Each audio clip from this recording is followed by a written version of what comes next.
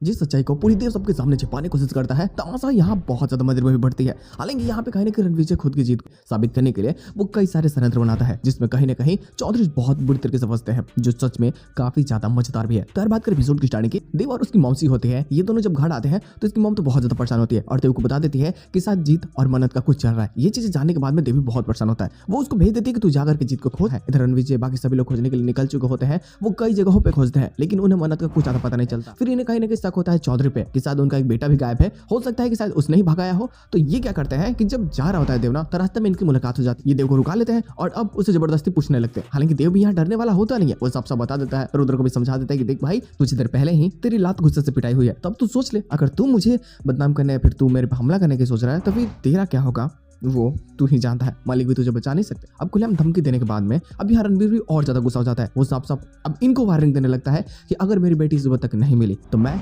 चौधरी और उनके बेटों को मैं मिटा दूंगा। अब देखो ये बहुत ज्यादा नफरत करने लगा है। अब यहाँ पे इसके दिल में गुस्सा इतनी ज्यादा हो चुकी होती है क्योंकि इसे लगता है कि शायद थोड़े वक्त में अगर मन्नत नहीं मिली तो बदनामी इसकी बहुत ज्यादा हो जाएगी। ये बातें गाँव वालों को पता चल गई कि मन्नत भाग चुकी है घर से, तो अब ये कहीं मुंह दिखाने के लायक भी नहीं रहेगा और मलिक की तो हालत वैसे भी खराब हो जाएगी। हालांकि कुछ ऐसे प्रधानों के वादों के कारण कहीं ना कहीं बहुत ज्यादा चुपचाप भी होता है। ये कोशिश करता है कैसे भी करके सॉल्व कर लिया जाए, लेकिन ये परेशान होता है। इधर मंदिर में भी बहुत ज्यादा परेशान होती है मन्नत। अब वो बहुत रोड़ी होती है, बहुत चिंतित होती है। उसे डर होता है कि वो कैसे निकलेगी, क्योंकि अगर वो कल सुबह निकलती है जब कपाट खुलता है तब तक तो बहुत देर हो जाएगा और सभी को सब कुछ पता चल जाएगा। अब डर इसके दूर करने के लिए जीत यहाँ पे पूजा भी करता है, गाना भी गाता है, जो सारी चीजें बहुत अच्छी होती है, जो मन्नत को बहुत ही ज्यादा अच्छा फील करवाती है। हालांकि ये दोनों बहुत खुश होते हैं कि ये फाइनली पहला रात एक दूसरे के साथ में बिता रहे हैं। खैर अब इनको नींद लग जाती है। ये काफी सारी कोशिश करते हैं यहाँ से निकलने की, लेकिन जब नहीं निकल पाते, हार चुके होते हैं, तो ये वहीं पे सो जाते हैं। और तब तक तो तुम्हें पता ही है कि आगे क्या होता है। रुद्र की जो प्लानिंग होती है वो काम कर जाती है और रणविजय और बाकी लोग यहाँ पे चले आते हैं। हालांकि अब वो मन्नत को लेकर के जाना चाहता है गांव वालों के आने से पहले,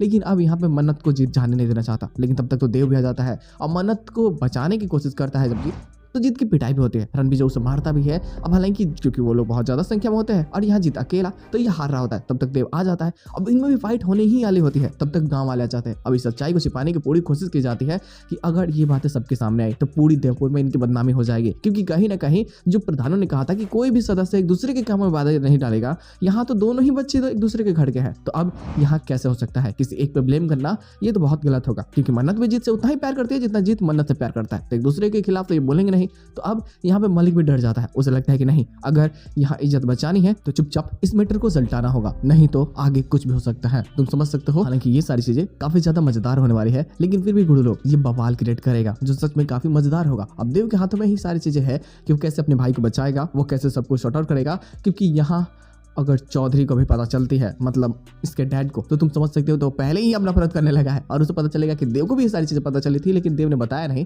तो ये नफरत और ज्यादा बढ़ जाएगी और देव को ये सारी चीजें खत्म करनी होती है। हालांकि इन सभी के साथ में एपिसोड की एंडिंग करती जाती है, बट पोस्ट चिन्ह भी वो जो होता है उसी सभी चीजों को देखने को मिलती है। क्योंकि अब यहाँ पे जीत हार चुका है, उसकी मदद करने के लिए देव को लक्ष्मण बनना ही होगा। अब अपने भाई के जीत के लिए वो क्या क्या करेगा, वो सारी चीजें काफी मजेदार तो होंगी ही, लेकिन मलिक की बेटी को फिर से भगाना, ये सारा काम देव का ही होगा। तो अब यहाँ मुसीबत इसके ऊपर भी आने वाली है, जो सच में काफी ज्यादा मजेदार और काफी बेहतरीन होने वाले हैं। तो बस यार आज बस इतना ही। हम मिलते हैं बहुत जल्द किसी नए वीडियो के साथ में। तब तक के लिए बाय।